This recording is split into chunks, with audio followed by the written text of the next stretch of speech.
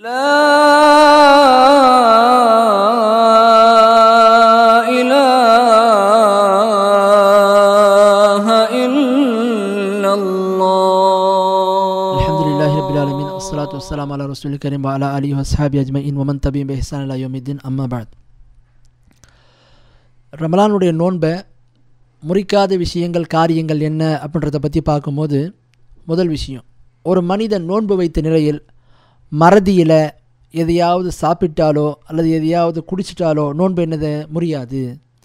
ஒரு மனிதன் ரமலானுடைய நோன்பு வைத்த நிலையில் மறதியாக எதையாவது சாப்பிட்டான் எதையாவது குடிச்சிட்டான்னு சொன்னால் அவனுடைய நோன்பு முறியாது. தன்னுடைய நோன்பு அப்படியே என்ன செய்யலாம், அவங்க தொடரலாம். அல்லாஹ்வுடைய தூதர் சாஸ்மம் சொன்னாங்க. புகாரில் வரக்கூடிய ஹதீஸு 1933 நம்பர் ஹதீஸு. அதில் சொல்கிறாங்க, அல்லாஹ்வுடைய தூதர் ஸல்லல்லாஹு அலைஹி வஸல்லம் அவர்கள், இதா நசிய ஃப அக்கல வ ஷரிப ஃபல்யத்திம் ஸௌமஹு ஃப இன்னமா அத்அமல்லாஹு வ ஸகாஹு. அல்லாஹ்வின் தூதர் ஸல்லல்லாஹு அலைஹி வஸல்லம் கூறினார்கள், ஒருவர் மறதியாக உண்ணவோ பருகவோ செய்தால் அவர் என்ன செய்யட்டும், தமது நோன்பை முழுமைப்படுத்தட்டும், அதை அப்படியே கண்டினியூ செய்யட்டும். ஏன், அல்லாஹ்வே அவரை உண்ண செய்திருக்கிறான், பருக வைத்திருக்கிறான் என்று சொன்னார்கள். ஆக ஒரு மனிதன் மறதியினாலோ உண்பதினாலோ குடிப்பதினாலோ நோன்பு முறியாது அப்படின்றத நாம் அறிந்திருக்க வேண்டும். அடுத்து நோன்பை முறிக்காத காரியங்கள் என்ன? ஒரு மனிதனுக்கு தற்செயலாக வாந்தி வருது, வேணும்னே வாந்தி இருக்கலை, தற்செயலாக வாந்தி வருகின்றது என்று சொன்னால் அதனால என்ன, நோன்பு முறியாது. அல்லாஹ்வுடைய தூதர் சாஸ்மம் சொன்னாங்க, மந்தரஅஹு கையுன் வஹுவ ஸாயிமன். யார் ஒருவர் அவருக்கு தற்செயலாக வாந்தி வந்து விடுமோ அவர் நோன்பு வைத்த நிலையில் இருக்கிறாரோ அவருடைய நோன்பு என்ன, முறியாது. அவர் மீது நோன்பு கலா கிடையாது. அவர் நோன்பை அப்படியே என்ன செய்யலாம், தொடரலாம் என்று சொல்லி அல்லாஹ்வுடைய தூதர் சாஸ்மம் சொன்னாங்க.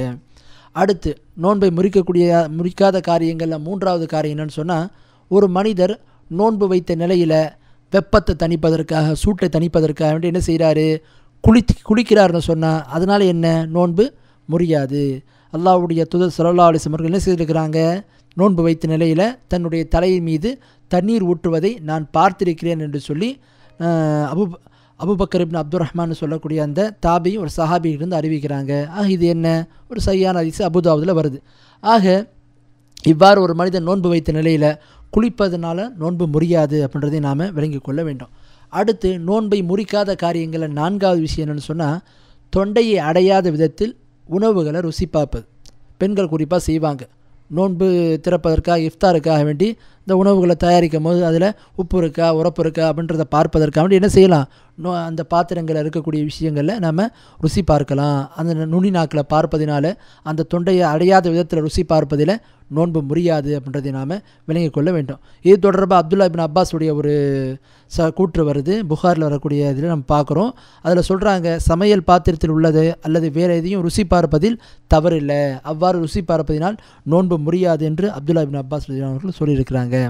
அதே மாதிரி நோன்பை முறிக்காத காரியங்கள் ஐந்தாவது என்ன, பல் துலக்குவது, மிஸ்வாக் செய்வது. பல் துலக்குவதனாலேயோ மிஸ்வாக் செய்வதனாலோ என்ன, நோன்பு முறியாது அப்படின்றத நாம் அறிந்து கொள்ள வேண்டும். புகாரில் வரக்கூடிய ஹதீஸு ஆமிர் இப்னு ரபியா என்று சொல்லக்கூடிய சஹாபி அறிவிக்கிறாங்க. அவங்க சொல்கிறாங்க, நான் நோன்பு வைத்திருக்கின்ற நிலையில் அல்லாஹ்வுடைய தூதர் சாஸ்ம பார்த்தேன். ரசூல்லா நோன்பு வைத்திருக்கின்ற நிலையில் என்ன செய்தாங்க, பல தடவை தன்னுடைய பல்லை அவங்க துலக்கியிருக்கிறாங்க, பல்லை இவர்கள் தேர்த்திருக்கிறாங்க. அதனால் பல் துலக்குவதனால் நோன்பு முறியாது அப்படின்ட்டு நாம் விளங்கி கொள்ள வேண்டும். அடுத்து ஆறாவது, நோன்பை முறிக்காத காரியங்களில் ஒரு மனிதர் தூங்கி கொண்டு இருந்த நிலையில் அவருக்கு இந்திரியம் வெளிப்பட்டது என்று சொன்னால், குளிப்பு கடமையாயிட்டுன்னு சொன்னால் அவருக்கு என்ன, நோன்பு முறியாது. அவர் தன்னுடைய நோன்பை அப்படியே தொடரலாம்.